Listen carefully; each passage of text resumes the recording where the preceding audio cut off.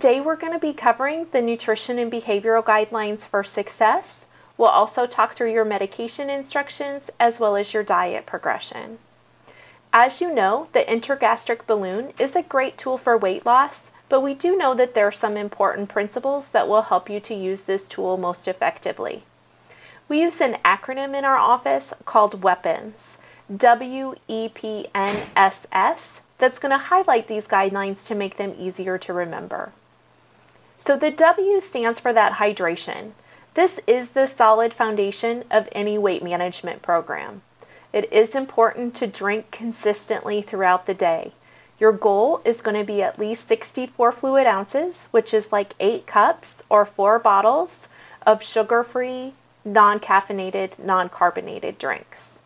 You do want to make sure that you're avoiding those empty calories from beverages, so this means avoiding things like juices, sodas, sweet teas, coffee drinks, smoothies, as well as alcohol. Caffeine can act as a diuretic, so it is just important that we're focusing on drinking those decaffeinated beverages first. And carbonated drinks may make you feel a little bit more full or bloated after the placement of your balloon. As important as it is to focus on our fluids, we also want you to think about trying to separate your fluids from your meals. With the balloon, this would mean that you would try to stop drinking about 30 minutes before your meals, and then waiting about a half an hour after the meal before you resume drinking again. It is important to try to drink that half an hour to an hour after the balloon to work at trying to rinse that balloon of any extra food particles. This separating your fluids from your meals is not only important as helping you to get in your intakes, but it also is a way to help to control your hunger and the quantity of foods consumed. You want to think that the more that you're drinking with your meals and after, the faster it can flush those foods through, which could allow you to be able to eat more to get hungrier faster.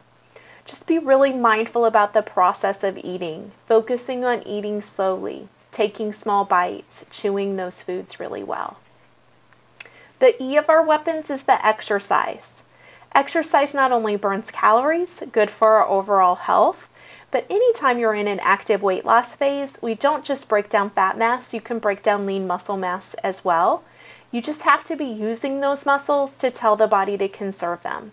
So the key is just focusing on that daily purposeful movement, including cardiovascular and resistance type of exercise, using your lower body as well as your upper body. Your goal will be 30 minutes 5 times a week of a cardiovascular activity and 15 minutes 3 times a week of a strength training or resistance type of activity. The P of our weapons is protein. Protein provides high quality nutrition that's going to promote the greatest amount of satisfaction or fullness while maintaining your muscle mass. The goal is for women to shoot for at least 60 grams of protein a day and men 80. You want to refer to your healthy foods guide. When trying to plan out your meals, if you were to take a picture of your plate, we want 50 to 70% of your meals to come from lean proteins. 30 to 50% of your meals should come from non-starchy vegetables. This is really anything other than corn, peas, or potatoes. And you want to keep that 15% or less of your meal from those healthy, complex carbohydrates like beans and legumes, fruit, low-fat dairy products, the starchy vegetables, trying to keep those to 1/3 of a cup or less, no more than twice a day. We're trying to avoid any of those processed refined carbohydrates, juices, sodas, sweet teas, baked goods, breads, cereals, rice, pastas, tortillas, oatmeal. Even if they're higher in fiber, they're also still higher in carbohydrate, and that also can affect your results long term. You also want to consider those doughy carbohydrate-based foods could stick more to your balloon. For some people, this may cause an increased side effect of things like bad breath.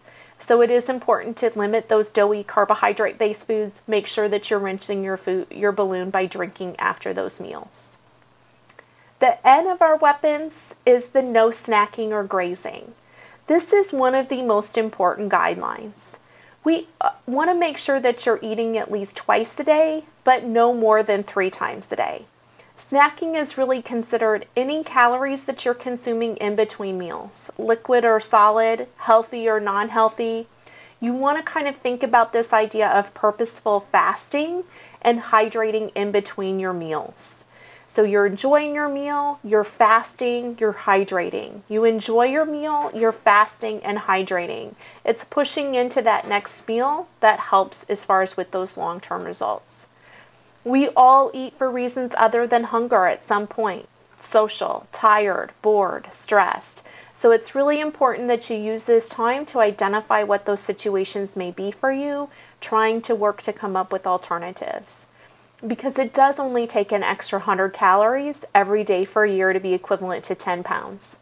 We live in a society of 100-calorie snack packs where that's being marketed to us as being no big deal, but that little extra bag of crackers, 8 peanuts, 1 cup of sweet tea, a miniature-sized candy bar, even what you may consider a healthy snack like an extra piece of fruit or a cheese stick, that extra 100 calories every day for a year could be equivalent to that 10 pounds.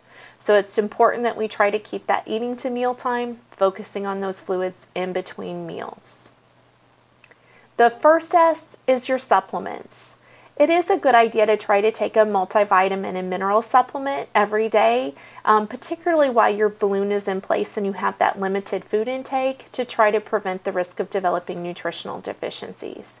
You can use any over-the-counter multivitamin mineral formula. Your surgeon will order a series of medications for you to take prior to your surgery and in those early phases after. Some patients may experience some nausea or cramping after the placement of the balloon, so following that medication regimen that's listed in your nutrition guide is going to help you to minimize these symptoms and help with your hydration and your diet advancement. For stage 1 of your diet advancement, we're focusing on those sugar-free liquids. This is going to be for that day 1 post-balloon placement. We're focusing on drinking water. You can infuse that water with different types of fruits or herbs to help with the flavor. You can add in those sugar-free drink mixes, things like Crystal Light or the Mio Drops. You can use decaf coffee or decaf tea. We prefer that you do the decaf, but if you need to do just a weak coffee or tea, that's all right as well. Sugar-free popsicles, just avoid those with the fruit or the cream base. You can do high sodium broths or bouillon, things like beef, chicken, vegetables, as well as 0-calorie sports drinks, things like Powerade Zero, Propel Zero, or Squenchers. Just remember that we're drinking consistently, taking those small sips, trying to avoid those carbonated drinks throughout that first day. If you are experiencing some gas discomfort, remember to get up and get moving because that walking will help with that discomfort for you. At day 2 to day 7, you can begin adding in those soft protein-based foods. Things like doing fat-free Mootopia or Fairlife types of milks or fat-free milk. Milk alternatives such as unsweetened almond milk, coconut milk, or soy milk. Low-fat yogurt drinks, or you can begin adding in those protein shakes that stay within the nutritional guidelines. At day 10 after your procedure, once you're adequately tolerating those stage 1 soft, mushy types of proteins, you'll begin to advance your diet. Hydration is always going to be your solid foundation. We're remembering that habit that we're not eating any more than 3 times per day. Do look at your eating like an experiment. You want to kind of start with one new food at a time in those smaller quantities. Gradually begin combining those foods, increasing the consistencies as you know that your body's tolerating them. Focus on taking small bites, chewing that food really well, and pausing between your bites to have the greatest tolerance to those foods.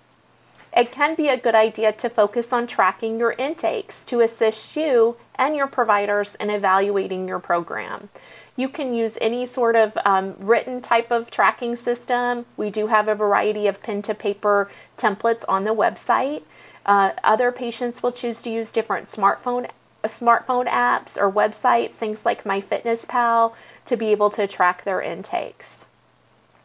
As you begin to advance your diet, We're thinking about with the continuing with that stage 2, soft protein foods, with those soft mushy proteins. Continuing on the protein shakes, things like the low-fat milks or milk substitutes.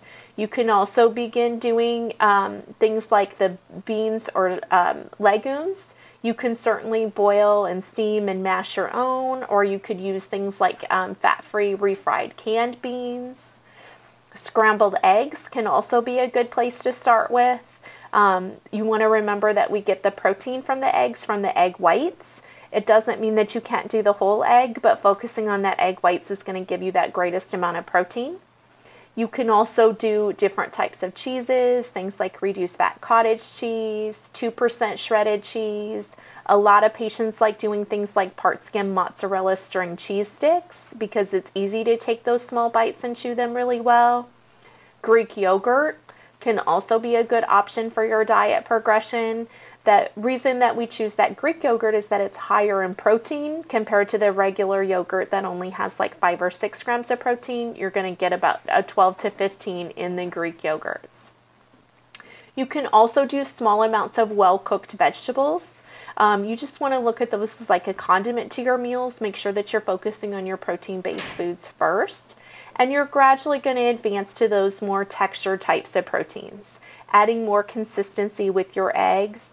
Doing soft, moist, tender types of meats, things like canned meat, shredded types of chicken or turkey that's prepared in those moist cooking methods, things that are like braised in a slow cooker or pressure cooker, flaky types of fish or seafood, lean types of lunch meat such as chicken or turkey, ground meats that are also prepared in a low-fat way.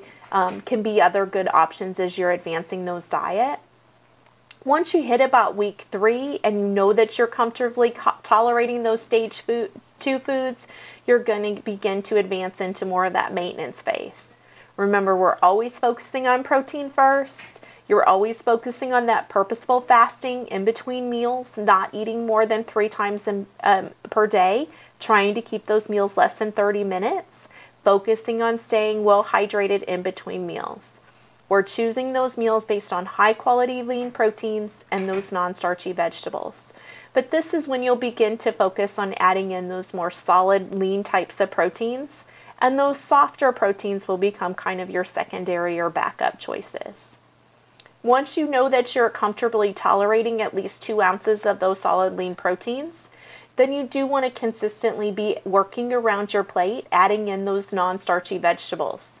Those non-starchy vegetables are going to contribute to your fiber intake. They're also an important part of controlling your calorie level for your weight management program long term. Those non-starchy vegetables are going to include anything other than really the corn, peas, or potatoes. Remember that fruit is a whole natural food. You want to make sure that you're limiting that fruit, eating it just at mealtime is that 15% or less of your meal, and we're trying to eat it last or like as that condiment to the meal. Also be aware that we're trying to choose those healthy types of fats, but fat intake can be higher in calories, so also too much can negatively impact your weight loss. So although you can use those extra fats, just make sure that we're using them in moderation. This can include being cautious of the use of things like avocado, olives, peanuts, nuts, seeds, peanut butter, thinking of those as like a condiment to your meal.